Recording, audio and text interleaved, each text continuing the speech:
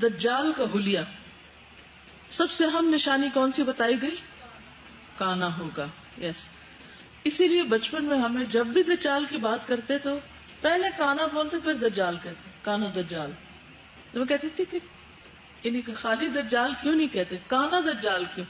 تاکہ وہ بچوں کے ذہن میں راسخ ہو جائے کہ وہ کانا ہوگا، اور وہ اپنے آپ کو خدا کہے گا تو تمہارا رب تو کانا نہیں ہے، بس یہیں سے پہچان لینا.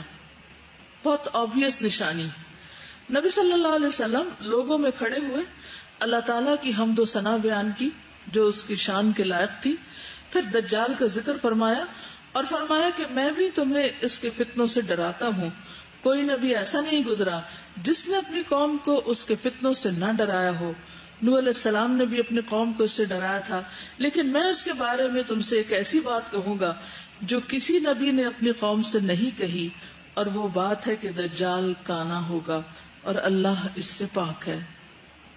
نبی صلی اللہ علیہ وسلم نے فرمایا اگر ہلاک ہونے والے ہلاک ہونے لگیں گے تو تم یاد رکھنا تمہارا رب کانا نہیں. یعنی اگر کچھ لوگ اس فتنے میں پڑنے لگے تو تم فوراً سنبھل جانا اس نشانی کو یاد کر کے.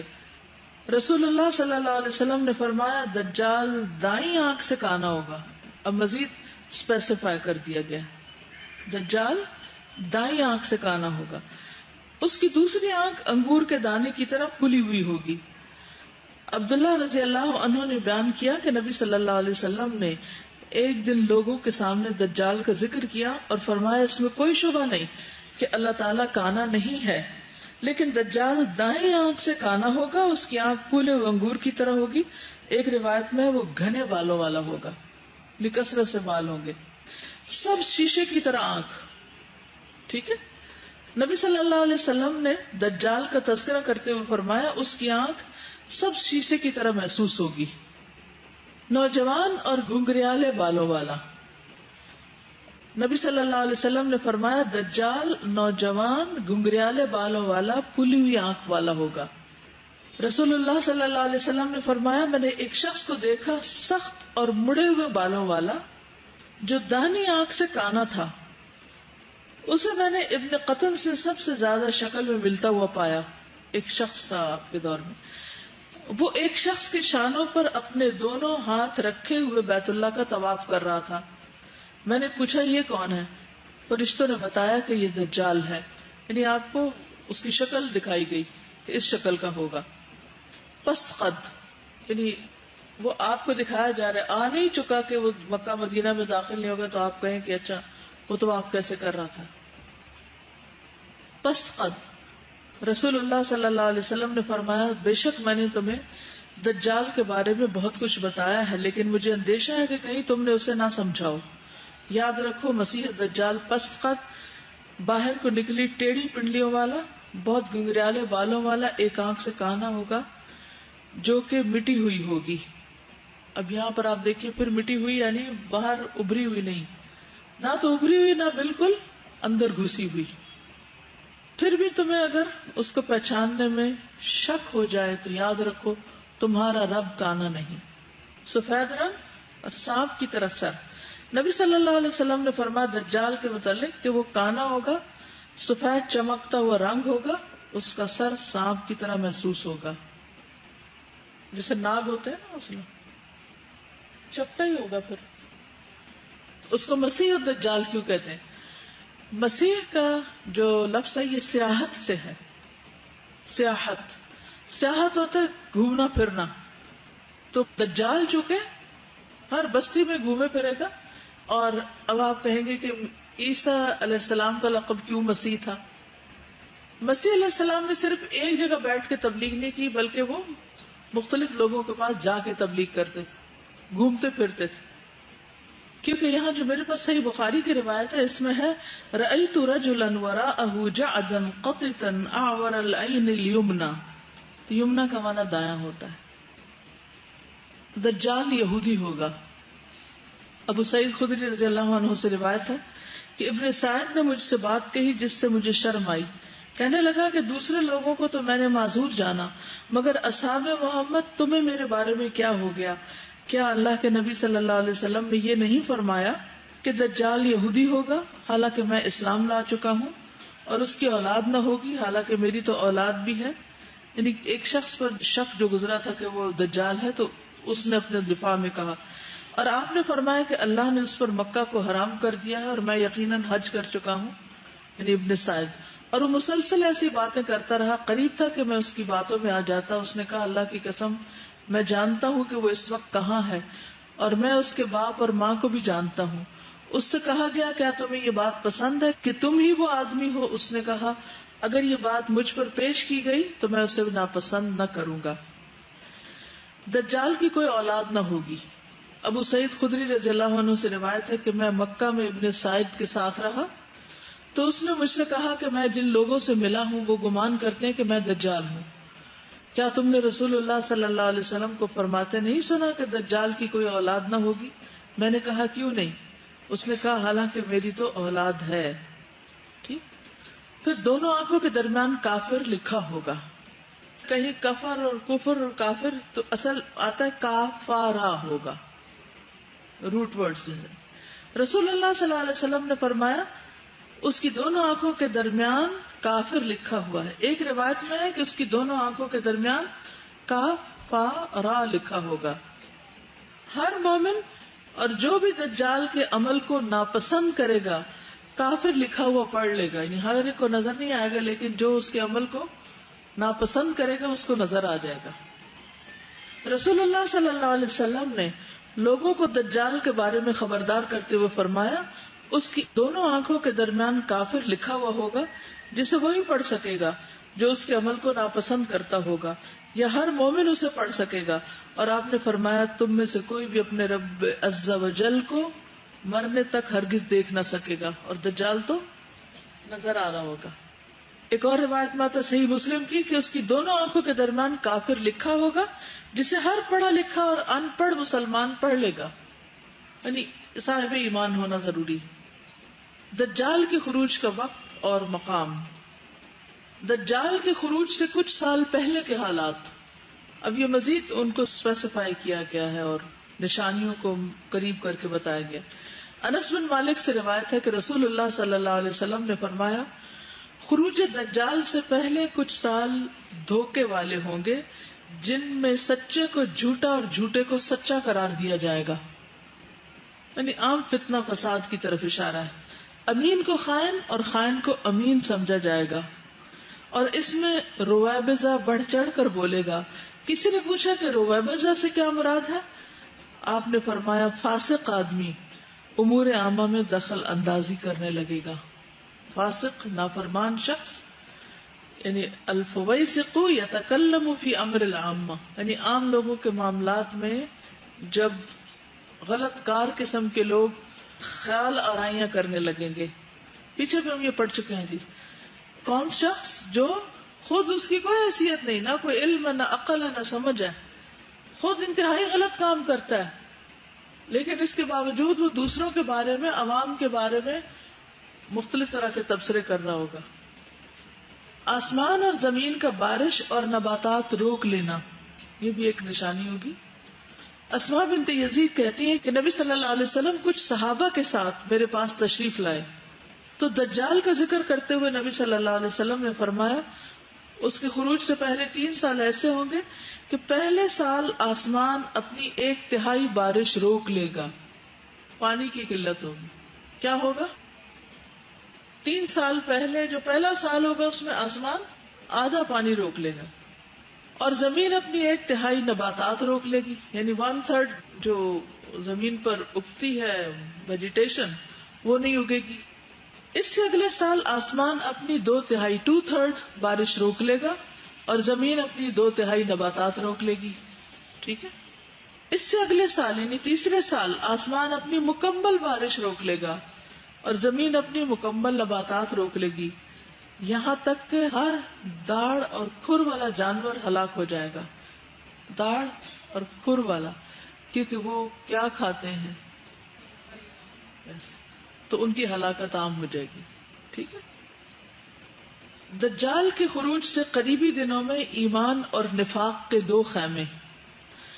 عبداللہ بن عمر کہتے ہیں کہ ہم لوگ رسول اللہ صلی اللہ علیہ وسلم کے پاس بیٹھے ہوئے تھے کہ آپ نے فتنوں کا ذکر کیا اور بہت کثرت سے ان کا تذکرہ کیا، یہاں تک کہ فتنہ احلاس کا ذکر کیا.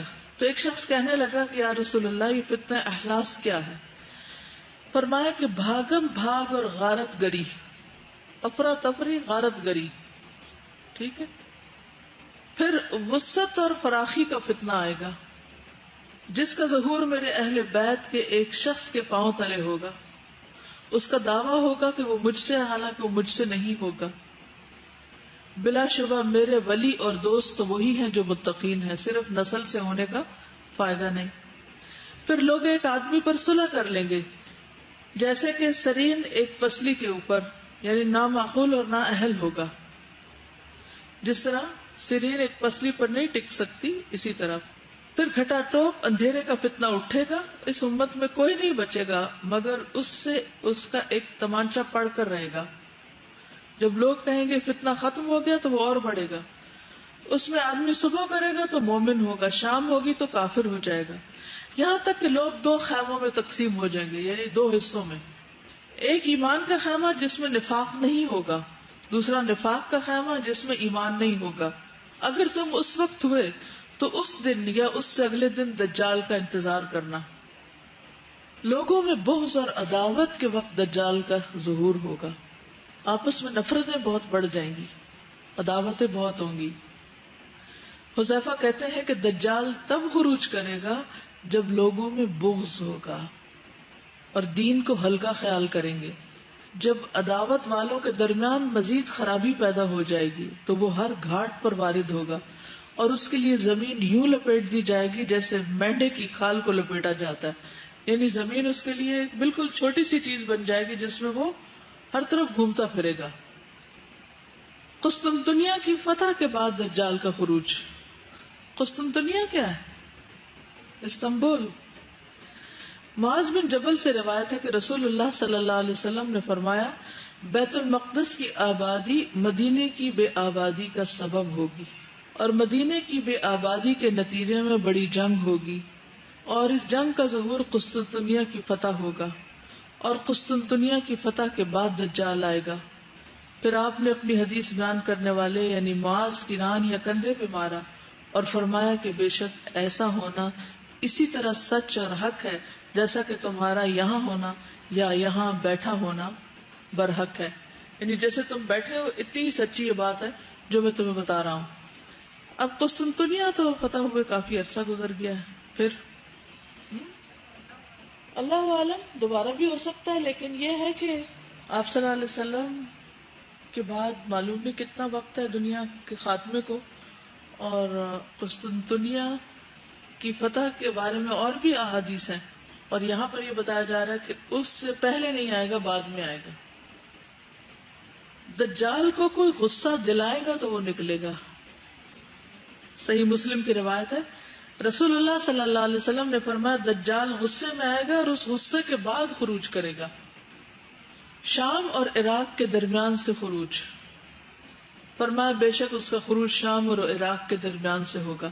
اب آپ دیکھیے کہ تیسری روایت آ گئی ہے، ایک سمندر کی آئی ہے، پھر خراسان کی آئی ہے، پھر شام اور اس میں. تو اس سے پتہ یہ چلتا ہے کہ ایک جگہ سے ٹیک آف کرے گا، پھر دوسری جگہ سے ٹیک آف، پھر تیسری، کیونکہ اس نے تو ساری جگہ پر گھومنا ہے. پھر خراسان سے خروج دوسری حدیث میں آتا ہے، پہلی صحیح مسلم کی ہے، دوسری سنن ترمذی کی ہے. فرمایا دجال مشرق کی ایک زمین سے نکلے گا جسے خراسان کہا جاتا ہے. اس کے ساتھ ایسے لوگ ہوں گے جن کے چہرے ڈھالوں کی طرح چپٹے ہوں گے. اس کے ساتھ ایسے لوگ ہوں گے جن کے چہرے چپٹے ہوں گے، چوڑے چوڑے منہ والے ہوں گے اور نقشہ ذرا دبا ہوا ہوگا. دجال کے 40 دن صحابہ کرام کہتے ہیں ہم نے عرض کیا اللہ کے رسول صلی اللہ علیہ وسلم وہ زمین میں کتنا عرصہ رہے گا؟ آپ نے فرمایا 40 دن اور ایک دن سال کے برابر، ایک دن مہینہ کے برابر، ایک دن ہفتے کے برابر ہوگا اور باقی ایام تمہارے عام دنوں کے برابر. ہم نے عرض کیا اللہ کے رسول صلی اللہ علیہ وسلم وہ دن جو سال کے برابر ہوگا، یعنی لمبا ہو جائے گا، اس میں ہمارے لیے ایک دن کی نمازیں پڑھنا کافی ہوگا؟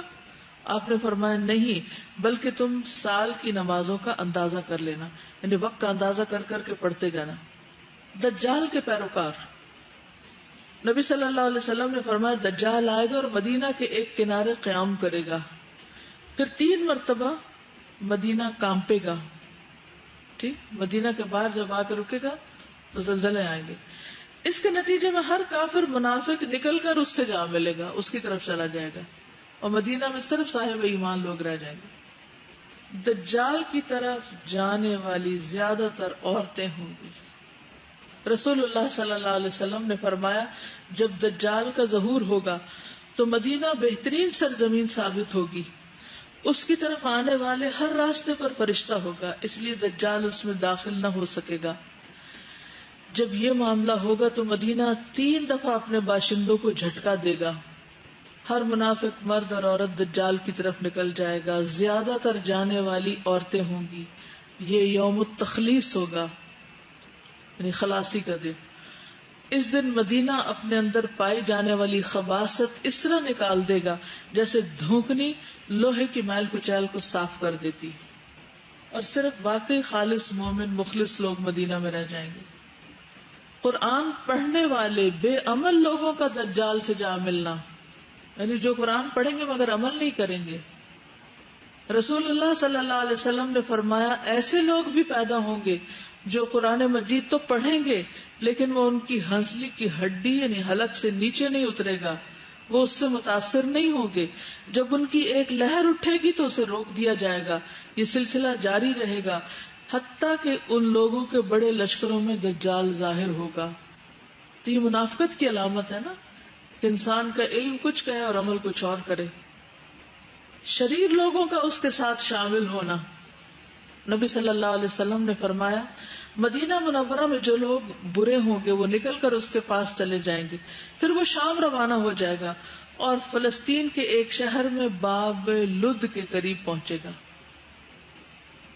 رسول اللہ صلی اللہ علیہ وسلم نے فرمایا اصفہان کے 70,000 یہودی دجال کے پیروکار ہو جائیں گے جن پر سبز رنگ کی چادریں ہوں گی.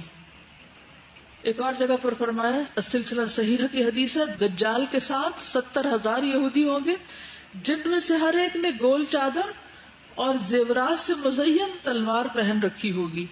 وہ اس جگہ پر اپنا خیمہ لگائے گا جہاں اب بارش کا پانی اکٹھا ہوتا ہے، یعنی مدینہ کے باہر. مکہ مدینہ کے سوا پوری دنیا میں فتنہ ہوگا. نبی صلی اللہ علیہ وسلم نے فرمایا کوئی شہر ایسا نہ ملے گا جسے دجال پامال نہ کرے سوائے مکہ اور مدینہ کے. رسول اللہ صلی اللہ علیہ وسلم نے فرمایا تمہارے بعد ایک گمراہ کن عذاب آئے گا. یعنی دجال کا سب سے بڑا فتنہ کیا ہے اور مشکل کیا ہے؟ وہ کیا کرے گا؟ گمراہ کرے گا لوگوں کو. اس کے سر کے پچھلے حصے میں شکنیں بنی ہوگی. کبھی آپ نے دیکھا ہوگا کچھ لوگوں کے جیسے سر کے بال اگر اتار دیے جائے نا تو پچھلے حصے کا گوشت جب اکٹھا ہو جاتا ہے نا تو وہ ایسے لائنیں جیسے ماتھے پہ نہیں شکنیں ہوتی، اسی طرح پچھلے حصے پہ بھی شکنیں ہوتی. تو دجال کے پچھلے حصے پہ شکنیں ہوں گی اور وہ دعویٰ کرے گا کہ میں تمہارا رب ہوں. پھر سب سے بڑا جھوٹا، نبی صلی اللہ علیہ وسلم نے فرمایا دجال کانا ہوگا، وہ سب جھوٹوں سے بڑا جھوٹا ہوگا. ایک اور روایت میں آتا ہے اللہ تعالیٰ اس کے ساتھ شیاطین بھیجیں گے جو لوگوں سے کلام کریں گے. پھر پانی اور آگ کا فتنہ اس کے ساتھ ہوگا جو 2 نہریں ہوں گی نا. فرمایا اس کے ساتھ جنت اور آگ ہوگی لیکن اس کی جنت آگ ہے اور اس کی آگ جنت ہے. روٹی کا پہاڑ اور پانی کی نہر. مغیرہ بن شعبہ کہتے ہیں کہ دجال کے بارے میں نبی صلی اللہ علیہ وسلم سے جتنا کچھ بھی میں نے پوچھا کسی نے نہیں پوچھا، یعنی سب سے زیادہ میں سوال کرتا تھا. آپ نے مجھ سے فرمایا کہ اس سے تمہیں کیا نقصان پہنچے گا؟ میں نے عرض کیا لوگ کہتے ہیں اس کے ساتھ روٹی کا پہاڑ اور پانی کی نہر ہوگی. آپ نے فرمایا وہ اللہ پر اس سے بھی زیادہ آسان ہے، وہ کچھ بھی دے دے. اس سے بھی پتہ چلتا ہے کہ نبی صلی اللہ علیہ وسلم اس طرح کے بہت سے سوالوں کو انکریج نہیں کرتے تھے، پسند نہیں کرتے تھے. اب دیکھیے کہ حضرت عائشہ رو رہی ہیں، حضرت ام سلمہ فکر کر رہی ہیں، وہ تو ان کی اپنی جگہ، لیکن نبی صلی اللہ علیہ وسلم کا طریقہ کیا تھا اس موقع پر؟ آپ نے ان کو کیا کہا اور یہاں ان کے سوالوں پر آپ نے کیا کہا؟ اور پھر اس کی روشنی میں ہمارے لیے کیا طرز عمل ہے؟ جیسے مدینہ کے باہر جب آ کے بیٹھے گا، خیمہ لگائے گا اور اس کے ساتھ اور لوگ بھی ہوں گے اور شیاطین بھی ہوں گے، تو اس کے پاس کون جائے گا؟ منافق جائیں گے. ٹھیک ہے نا. مومن کیا کریں گے؟ چھپنے لگیں گے. بات یہ کہ کسی بھی فتنے میں پڑنے سے بچنا چاہیے. انسان کو احتیاط برتنی چاہیے. کوئی بھی اس کو دیکھنے کا یا اس سے ملاقات کا شوق نہ رکھے، بلکہ اس سے بچنے کی فکر کرے. سخت مشکل دن ہوں گے وہ جب دجال آئے گا. حضرت عائشہ سے مروی ہے کہ ایک مرتبہ رسول اللہ صلی اللہ علیہ وسلم نے خروج دجال کے موقع پر پیش آنے والی تکالیف کا ذکر کیا تو میں نے پوچھا کہ اس دن اہل عرب کہاں ہوں گے، یہ اتنا سخت وقت ہوگا. فرمایا اس زمانے میں اہل عرب بہت تھوڑے ہوں گے. میں نے پوچھا کہ اس زمانے میں ایمان والوں کا کھانا کیا ہوگا، تو آپ نے فرمایا جو فرشتوں کا ہوتا ہے. ظاہر ہے کہ اپنے اس سے بچنے کے لیے چھپیں گے اگر، تو پھر کھانا پینا اور یہ چیزیں تو کم ہو جائیں گی. اور فرشتوں کا کیا ہوتا ہے؟ یعنی تسبیح، تکبیر اور تحمید و تحلیل. میں نے پوچھا ان دنوں کون سا مال بہتر ہوگا. نبی صلی اللہ علیہ وسلم نے فرمایا وہ طاقتور غلام جو اپنے مالک کو پانی پلا سکے، رہا کھانا تو وہ نہیں ہوگا، کیونکہ اس سے 3 سال پہلے تو ویسے ہی بارش کم ہو جائے گی، آخری سال بالکل ہی نہیں ہوگی، جانور بھی مرنے لگیں گے. اس کے پاس بہت کچھ ہوگا لیکن کون اس کی طرف بھاگے گا؟ جو کافر اور منافق ہوں گے. جو سچے مومن ہوں گے وہ اس سے چھپنے کی فکر کریں گے، اور وہاں تو کھانا پانی کا بھی کال پڑ جائے گا. اپنے ماننے والوں کو خوب نوازنا، یعنی دجال ان کو خوب نوازے گا، اور نہ ماننے والوں سے چھین لینا. صحابہ کہتے ہیں کہ ہم نے عرض کیا زمین میں اس کے فساد پھیلانے کی رفتار کیا ہوگی، یعنی کتنی تیزی سے فساد پھیلائے گا وہ. آپ نے فرمایا بارش کی طرح جس کے پیچھے ہوا آتی. کبھی آپ نے دیکھا ایک تو بارش برستی اور ایک ہوتی جب ہوا آتی ہے تو کھڑکیاں وڑکیوں سے سب اندر داخل ہو جاتی، اندر بھی گیلا ہو جاتا ہے. وہ ایک قوم کے پاس آئے گا اور ان کو اپنی طرف بلائے گا، وہ اس پر ایمان لے آئیں گے، اس کی بات مان لیں گے. پھر وہ آسمان کو حکم دے گا اور وہ ان پر پانی برسائے گا. زمین کو حکم دے گا، وہ اناج اگائے گی.